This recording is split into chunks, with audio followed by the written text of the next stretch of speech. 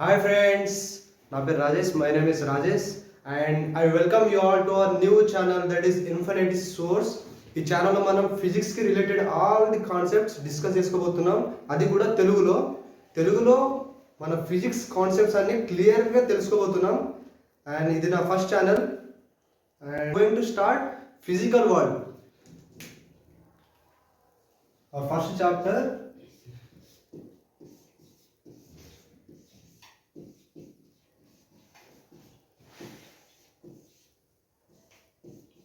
Physical world and this is our first chapter. Physical world అనే చాప్టర్లో మనం నేర్చుకోబోయే first concept ఏంటంటే వాట్ ఈస్ ఫిజిక్స్, అసలు ఫిజిక్స్ అంటే ఏంటి, ఇదే మనం నేర్చుకోబోయే ఫస్ట్ కాన్సెప్ట్ ఇది. ఓకే, ఫిజిక్స్ అంటే ఏంటి అని అనగానే, ఈ క్వశ్చన్ అడగగానే చాలామంది అసలు ఆలోచించకుండా చెప్పేస్తారు. ఎందుకు ఏం చెప్తారు వాళ్ళు? ఎలక్ట్రిసిటీ, బల్బ్, వెహికల్స్ ఇలాంటి చాలా ఎగ్జాంపుల్స్ ఇచ్చి అన్న ఇదే ఫిజిక్స్ అని చెప్పేస్తారు. ఓకే, ఇదే ఫిజిక్స్ అని చెప్పేస్తారు. మనం వాటితోని అగ్రి అవ్వాలి. ఆ ఎగ్జాంపుల్స్ అన్నీ కూడా మన ఫిజిక్స్లో చెప్పబడిన లాస్ అండ్ ప్రిన్సిపల్ ద్వారానే వర్క్ చేస్తాయి అవన్నీ.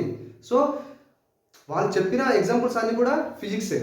అయితే దీనికి సరిపడం ఒక బెస్ట్ డెఫినేషన్ ఏంటంటే the laws and the principles which governs the universe. Okay, the laws and the principles which governs the universe. మన యూనివర్స్లో జరిగే ప్రతి పనిని ఎక్స్ప్లెయిన్ చేసి ఏ లా అయినా కానీ ఏ ప్రిన్సిపల్ అయినా కానీ అది ఫిజిక్స్. ఓకే, మన యూనివర్స్లో ఎన్నో న్యాచురల్ ఫినామినాస్ జరుగుతాయి, ఎన్నో ఆర్టిఫిషియల్ ఫినామినాస్ కూడా జరుగుతాయి. ఇప్పుడు న్యాచురల్ ఫినామినాస్ అంటే ఇప్పుడు డిజాస్టర్స్ అంటే వరదలు, ఇప్పుడు భూకంపాలు, ఇవన్నీ కూడా ఫిజిక్స్లో చెప్పబడిన లాస్ అండ్ ప్రిన్సిపల్స్తోనే ఎక్స్ప్లెయిన్ చేయబడతాయి. ఇప్పుడు ఆర్టిఫిషియల్ ఫినామినాస్ అంటే ఇప్పుడు వరల్డ్ వార్ 2లో హిరోషిమా, నాగసాకి ఈ రెండు జపాన్లో ఉన్న ఈ ప్లేసెస్ మీద బాంబు వేయగానే ఆ ప్లేస్ మొత్తం అక్కడ ప్లాంట్స్ గ్రో కావు, ఏం కూడా కావు. అక్కడ మొత్తం డిజాస్టర్స్ అంటే ప్లేస్ మొత్తం సర్వనాశనం అయిపోతుంది.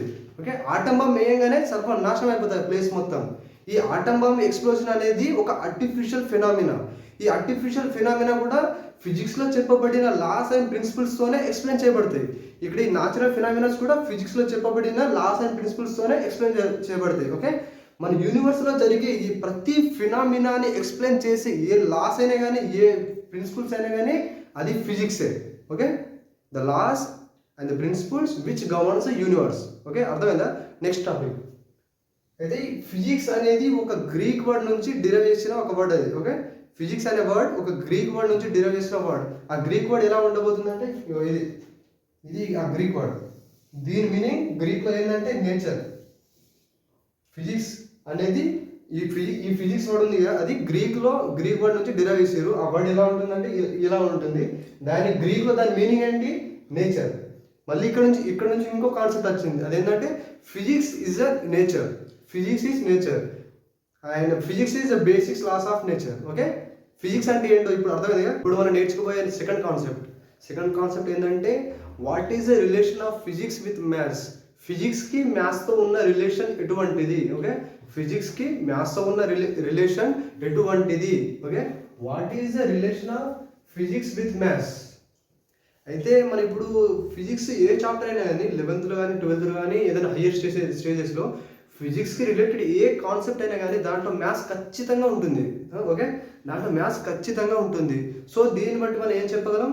Physics is incomplete without maths. Maths లేకుండా ఫిజిక్స్లో ఏ కాన్సెప్ట్ కూడా లేదు ఇప్పుడు. So physics is incomplete without maths.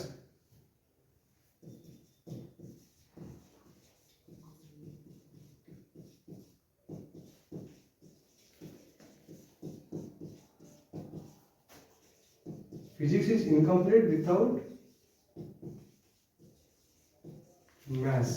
ఇప్పుడు మన స్పేస్ అంటే ఇప్పుడు శాటిలైట్ లాంచింగ్ స్టేషన్స్ ఉంటాయి కదా, నాసా అయినా కానీ ఇస్రో అయినా కానీ, తర్వాత వేరే కంట్రీస్లో డిఫరెంట్ స్టేషన్స్ ఉంటాయి. అక్కడ ఇది అంటే స్పేస్ అంటే శాటిలైట్ లాంచింగ్ అనేది ఒక ఫిజిక్స్ ప్రక్రియ ఇది. ఓకే, ఇది ఒక ఫిజిక్స్ ప్రక్రియ. కానీ ఇక్కడ ఫిజిక్స్ సైంటిస్టులతో పాటు మ్యాథ్స్ మెథమెటిషియన్స్ కూడా ఉంటారు. ఎందుకంటే అక్కడ వాళ్ళతో పాటు ఎన్నెన్నో డిఫరెంట్ క్యాలిక్యులేషన్ చేయడానికి మ్యాథమెటిషియన్స్ కూడా కావాలి. సో ఒకవేళ ఫిజిక్సే లేదనుకో మ్యాథమెటిషియన్స్ కూడా జాబ్లెస్ అయిపోతారు. ఓకే, ఒకవేళ ఫిజిక్సే లేదనుకో మ్యాథమెటిషియన్స్ కూడా జాబ్లెస్ అయిపోతారు. So mathematicians are jobless without physics. అలాంటి శాటిలైట్ లాంచింగ్ స్టేషన్స్ లేకపోతే మ్యాథమెటిషియన్స్ కూడా జాబ్లెస్ అయిపోతారు కదా. Okay, mathematicians are jobless without physics.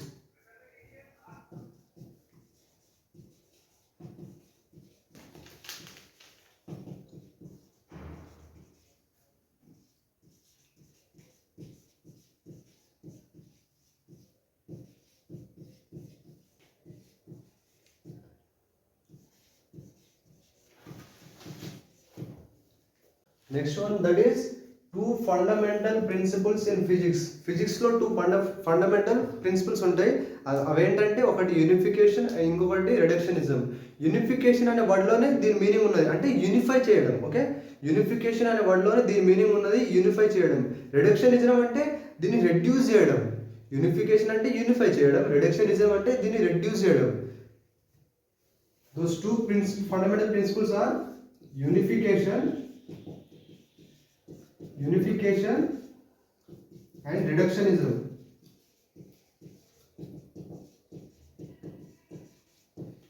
Unification అంటే యూనిఫై చేయడం, టు యూనిఫై. ఇది రిడక్షనిజం అంటే టు రెడ్యూస్. అంటే యూనిఫై చేయడం అంటే మన యూనివర్స్లో జరిగే డిఫరెంట్ ఫినామినాస్ని, అంటే చాలా ఫినామినాస్ని కొన్ని లాస్ అండ్ ప్రిన్సిపల్స్తోనే ఎక్స్ప్లెయిన్ చేయడాన్ని ఏమంటారు, యూనిఫికేషన్ అంటారు. ఓకే, మన ఇప్పుడు యూనివర్స్లో చాలా ఫినామినా జరుగుతాయి. అలాంటి అంటే చాలా లార్జ్ నెంబర్ ఆఫ్ ఫినామినాస్ని కొన్ని లాస్ అండ్ ప్రిన్సిపల్స్తోనే ఎక్స్ప్లెయిన్ చేయడాన్ని యూనిఫికేషన్ అంటారు. అంటే మనం ఇక్కడ యూనిఫై చేసినాం, ఎన్నో ఫినామినాస్ని యూనిఫై చేసి కొన్ని లాస్తోనే దాన్ని ఎక్స్ప్లెయిన్ చేసినాం, అది యూనిఫికేషన్. ఓకే, యూనిఫికేషన్ అంటే అర్థమైంది కదా. దీని ఎగ్జాంపుల్ ఏంటంటే ఇప్పుడు ఈ మార్కర్ ఉన్నది, దీన్ని మనం వదిలేసాం అనుకో కిందకి వస్తుంది. This is due to gravitational force. Okay, ఈ మార్కర్ని కిందకి ఇచ్చి పెడితే due to gravitational force it will fall down. Okay, free fall of marker, ఇదొక best example.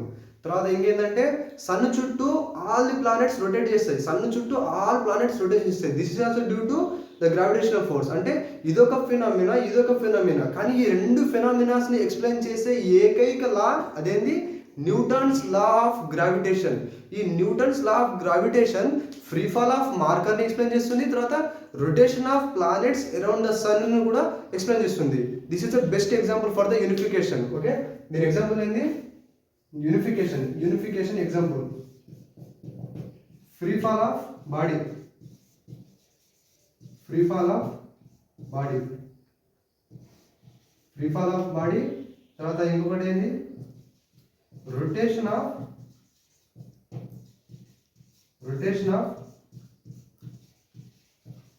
Planets around sun. ఈ రెండింటిని ఎక్స్ప్లెయిన్ చేసేది ఏది,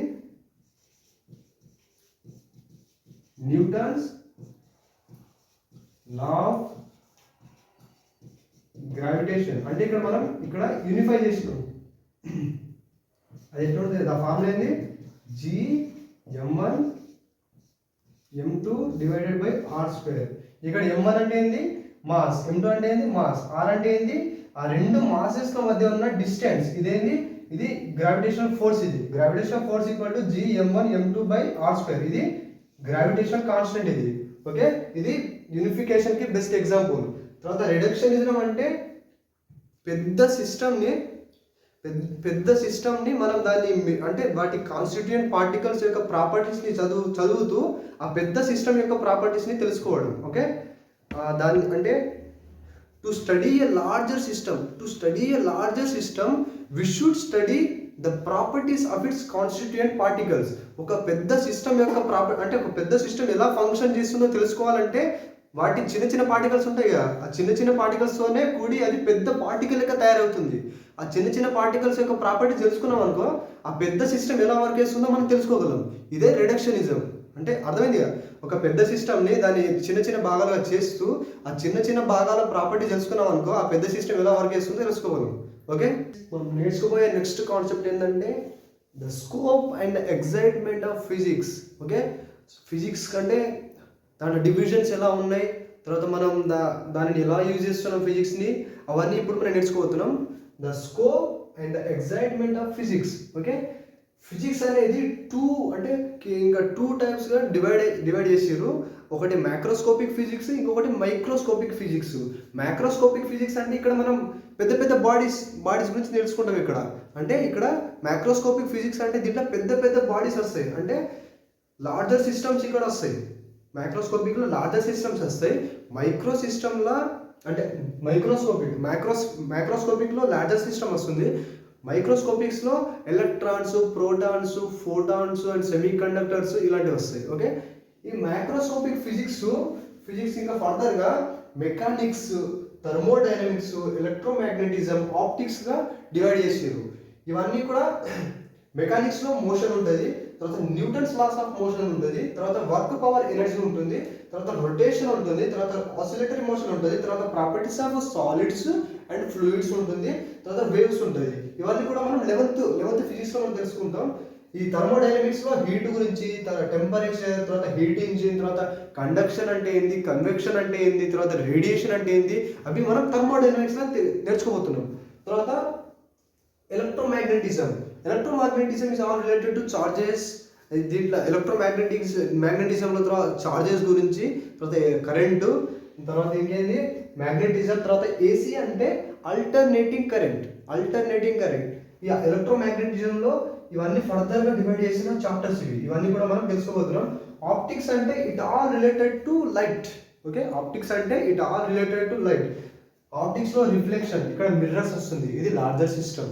తర్వాత ఇక్కడ రిఫ్రాక్షన్, ఇక్కడ లెన్సెస్ వస్తుంది, ఇది కూడా larger system. Okay, these all are microscopic ఫిజిక్స్లో mechanics, thermodynamics, electromagnetism and optics. Okay, తర్వాత మైక్రోస్కోపిక్ ఫిజిక్స్ అంటే ఇక చిన్న స్మాలర్ సిస్టమ్స్.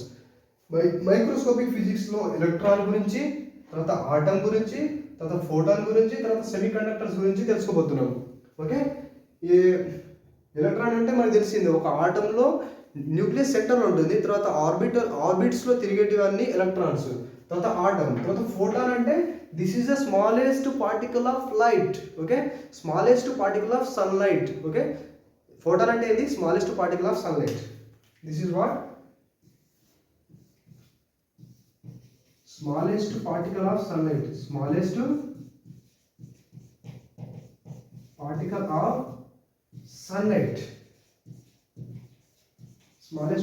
of sunlight. తర్వాత సెమీ కండక్టర్స్. ఇవన్నీ microscopic divisions. Okay, microscopic divisions and microscopic divisions. Okay, note చేసుకోండి.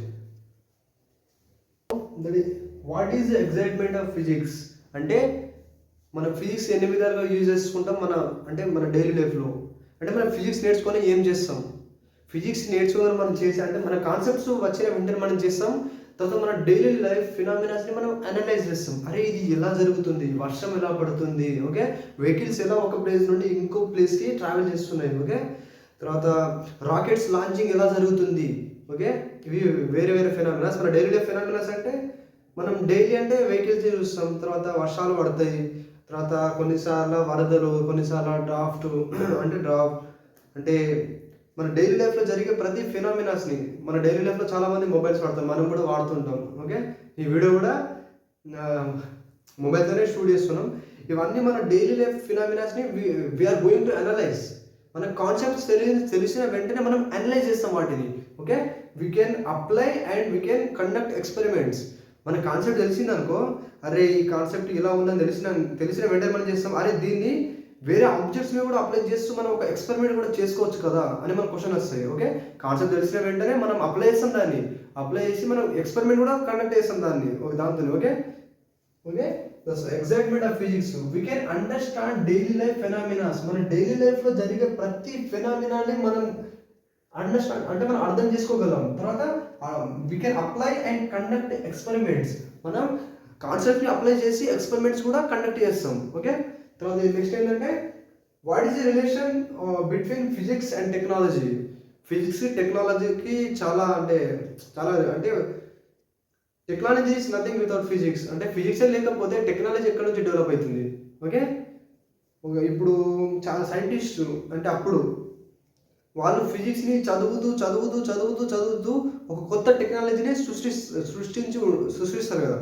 అంటే ఇప్పుడు థామస్ ఆల్వా ఎడిసన్ ఫిజిక్స్ని చదువుతూ అప్లై చేస్తూ తన తప్పుల్ని తెలుసుకుంటూ బల్బ్ని కనిపెట్టిండు. ఓకే, అంటే new physics gives rise to new technology. అంటే ఫిజిక్స్ని చదువుతూ మనం కొత్త టెక్నాలజీని సృష్టించవచ్చు. Okay, new physics gives rise to new technology. New physics gives rise to new technology. ఇప్పుడు థామస్ ఆల్వా ఎడిసన్ ఎగ్జాంపుల్ తీసుకున్నాం. తర్వాత ఇంకో సైంటిస్ట్, అంటే ఆ సైంటిస్ట్ పేరు తెలియదు, అతను ఎలక్ట్రోమాగ్నెటిక్ వేవ్స్ గురించి చదువుతూ వైర్లెస్ కమ్యూనికేషన్ ఫైండ్ చేసారు. ఎలక్ట్రోమాగ్నెటిక్ వేవ్స్ గురించి చదువుతూ వైర్లెస్ కమ్యూనికేషన్ని ఫైండ్ చేసారు. వైర్లెస్ కమ్యూనికేషన్ అంటే వైఫై, ఇప్పుడు మనం వాడేది వైఫై, తర్వాత ఇంటర్నెట్, ఇదే వైర్లెస్ కమ్యూనికేషన్. తర్వాత మ్యాగ్నెటిక్ ఇండక్షన్ గురించి చదువుతూ ఏసీ అంటే అల్టర్నేటింగ్ కరెంట్, అంటే ఈ ఫిజిక్స్లో ఈ కాన్సెప్ట్ చదువుతూ ఏసీని ఫైండ్ చేసారు. ఏసీలో భాగాలే ట్రాన్స్ఫార్మర్ అండ్ జనరేటర్.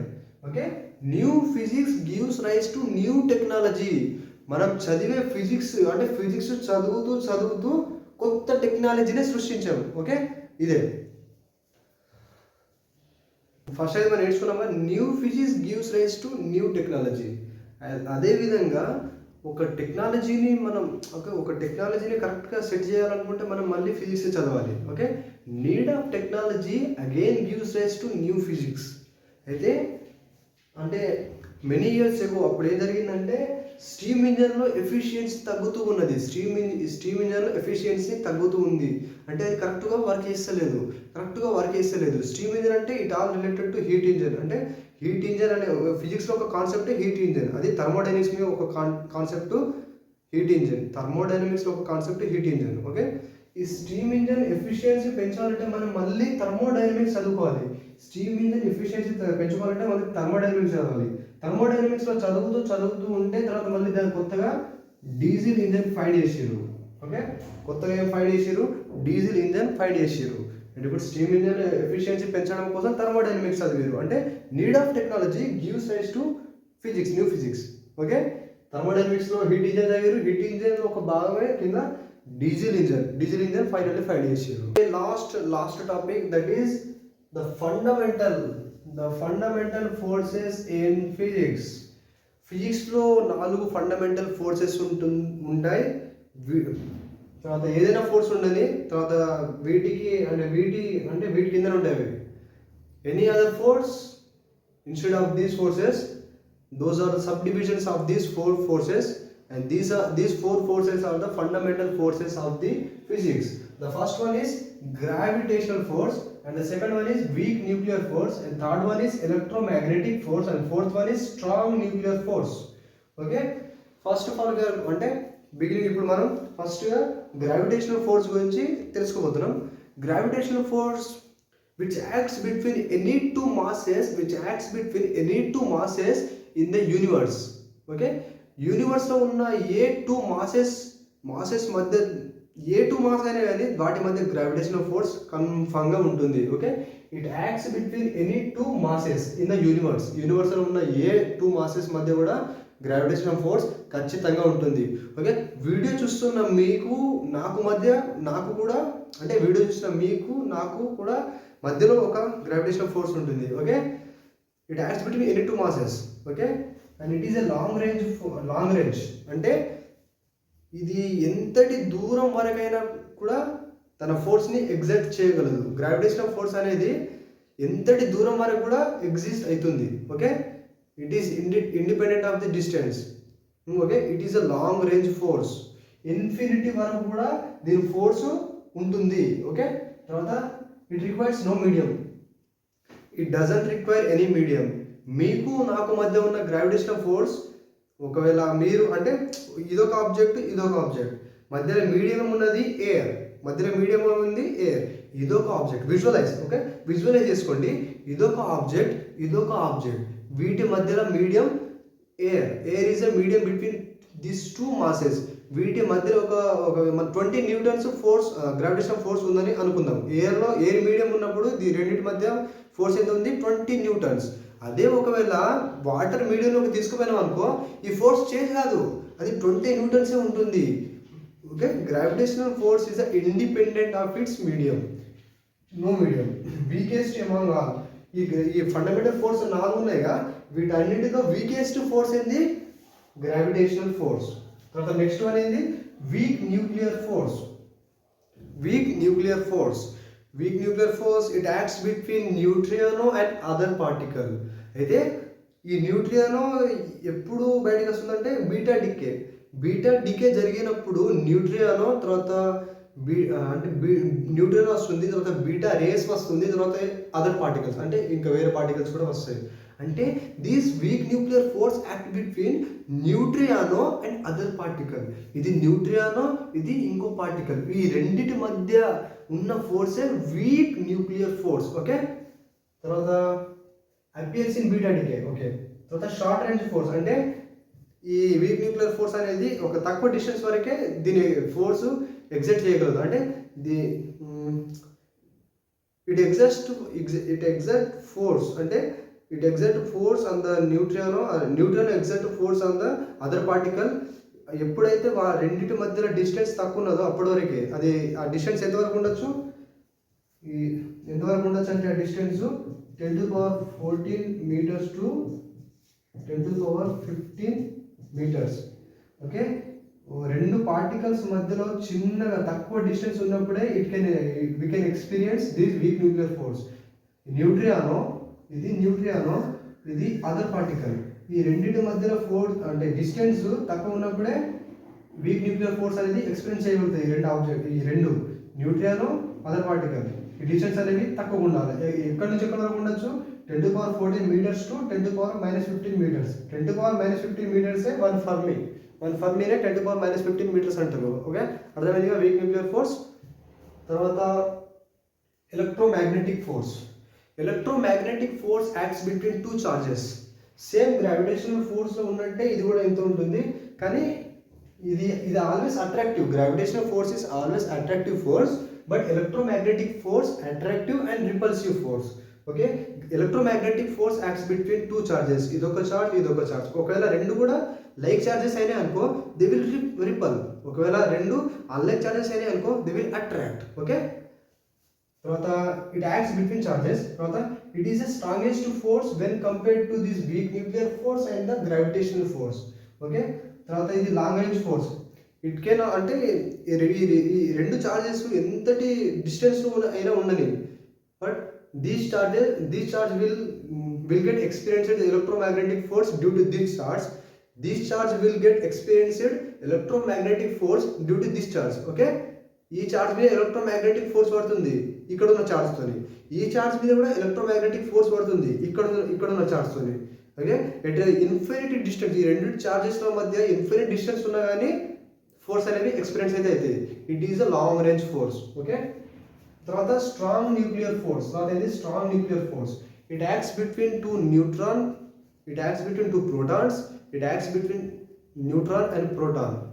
ఓకే, అయితే మనం న్యూట్రాన్ తర్వాత ప్రోటాన్ ఈ ప్రోటాన్ పాజిటివ్, ఈ ప్రోటాన్ కూడా పాజిటివ్.